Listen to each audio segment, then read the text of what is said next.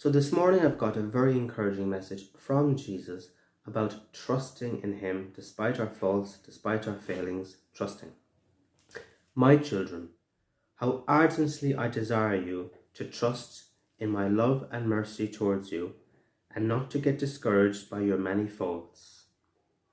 If I were only to pick perfect souls, then who would I choose? There would be nobody. Instead, I choose each and every one of you, as weak and imperfect as you are, and I ask you to trust in me and to be my witnesses to others. Some will accept you, and some will reject you, and others will hurt you and wound you by words or deeds. Yet I call you to continue to trust in my mercy. Continue to throw yourselves into the arms of forgiveness when you fall short, and continue to serve me as best you can. My children, please do not give up, for if you leave me, who will help me? No, my children, when you feel like giving up, throw yourselves once again with boundless trust into the arms of my mercy, and I myself will restore your strength and your hope. Well, I have to admit this message really touched me, because when I was converted years ago, my uncle gave me a very small little book. It was the Divine Mercy book. I'm sure lots of you know it. And on the front of the book was and is the picture of Jesus' face with the words, "Will you help me?" And I thought it was very, very strange. Why on earth would someone be giving me a book, me who had been a big sinner, so to speak, me who knew nothing about Jesus or prayer, why on earth would a book be called, "Will you help me?" I mean, I was asking Jesus, would he help me? Yes, we understand that bit. But Jesus was asking me, would I help him? I thought it was madness. But yet I understood, of course, as I began to learn about spirituality, that through our prayers and through our offerings and through our sufferings and through evangelization, etc., that we can help Jesus. No matter who we are, whether we're day one on our Christian journey or whether we've been walking with Jesus for the last 20 years. And so I understood that as messed up in all as I was and as weak in all as I was, that I was still able to offer something to Jesus.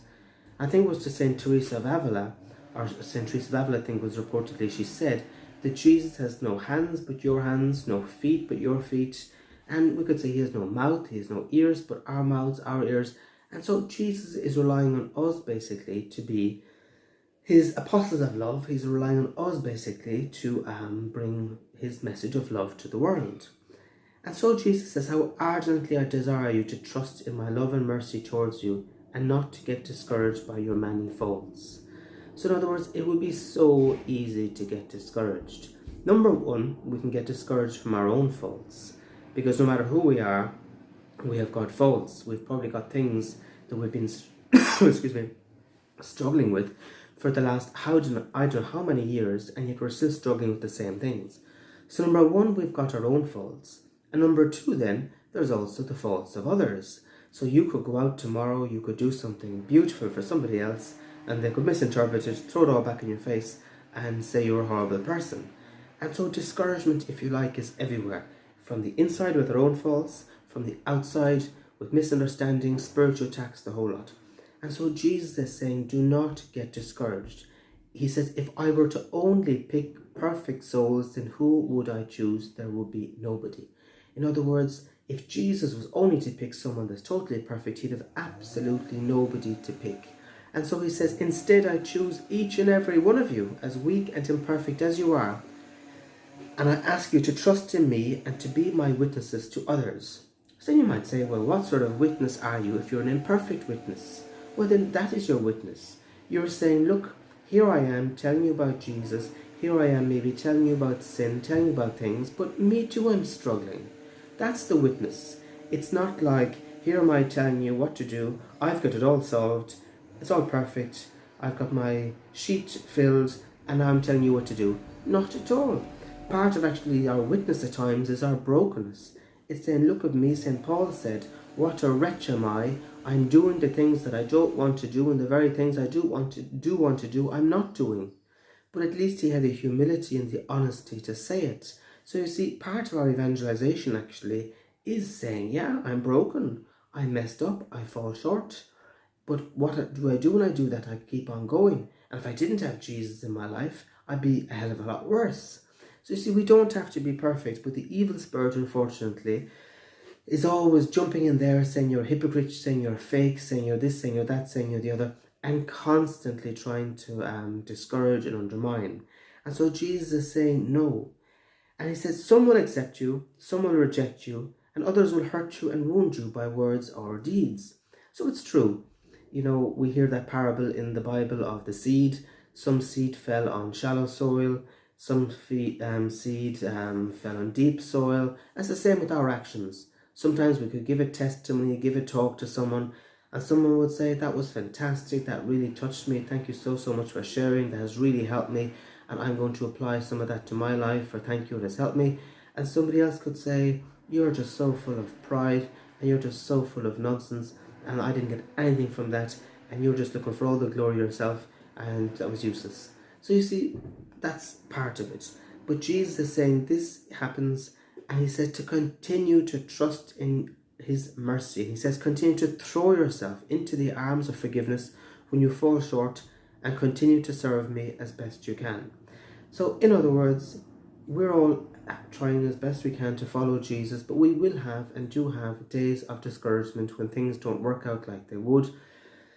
And sometimes on those days, we can fall into some of our own old vices, whatever they might be. People can fall into gossip, people can fall into over drinking, people can fall into drugs, people can fall into lust, people can fall into all sorts of stuff, addictions, afflictions, the list goes on, especially on the days of discouragement. And yet Jesus is saying, and then of course the devil then is the first one to jump on you and say you're a hypocrite, you might as well just give up. And yet Jesus is saying no. Even when that happens, throw ourselves once again into his arms of forgiveness and continue to serve him as best we can. And this line that he said really touched me. He said, my children, please do not give up, for if you leave me, who will help you, or who will help me? In other words, Jesus is saying, look, I know you're not perfect. I know you've got your faults. I know you've got your failings. But if you today stop following me, if you today stop witnessing, if you today stop praying, who will replace you? Who's going to help me, your Jesus? Who?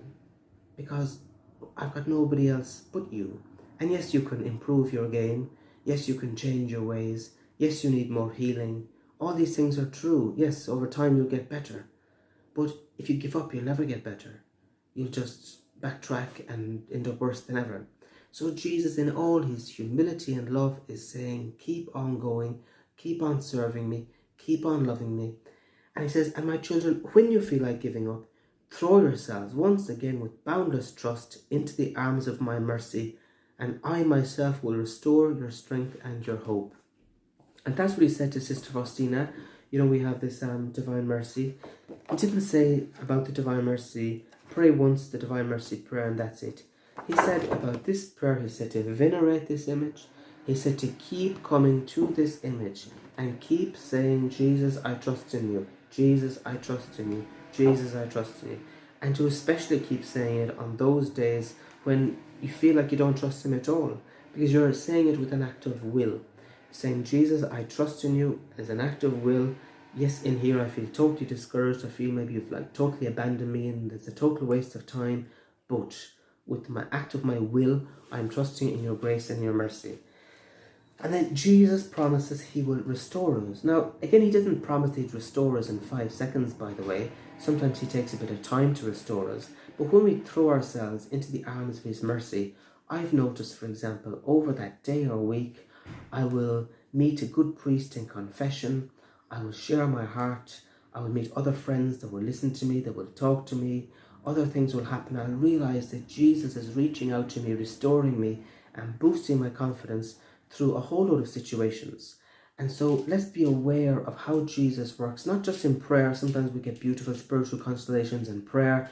We open the Bible or something like that and we get this beautiful word of knowledge that touches our heart and we feel restored. That happens too. But sometimes Jesus uses a mix of both. He uses that, but he also uses just the kind or gentle word a friend says, or a stranger says, or a priest says. And so he says to continue to keep throwing ourselves at his mercy. and especially in these times to make full use of the sacrament of reconciliation, of confession. We can bring to confession all our discouragement as well, our distrust, our lack of commitment maybe at times. We can bring him our complaints and gossip. We can bring all sorts of stuff to confession, our inner wounds, our discouragement, the areas where we don't trust in Jesus, and to keep on going, especially if we're getting discouraged. So there you go, that's my message for today, and it's to keep on going, keep on encouraging each other as well. Know that any of us that are involved or praying, we're all going to go through the same thing at times, so to keep on encouraging one another. And as St. Paul says, to boast of our weaknesses. So in other words, not to say, oh, look at me, I've got it all together, I'm following Jesus. No, it's look at me, I haven't got it all together at all, I'm following Jesus every day, and it's a terrible struggle, and please pray for me. Some days are better than others, and guess what?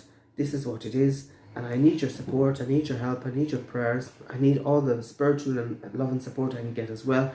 And with all that, I will keep on going. And that is why, of course, in Medjugorje as well, Our Lady keeps telling us to pray for priests and to pray for missionaries and all sorts of people, because we need prayer. We all need prayer. I need prayer. We all need support, words of encouragement, words of love, and all these things. So let us not be afraid, and let us keep on throwing ourselves into the merciful arms and into the merciful heart of Jesus, so he may continue to strengthen us, continue to restore us, and that we remember those words, that if you leave me, who else will I have?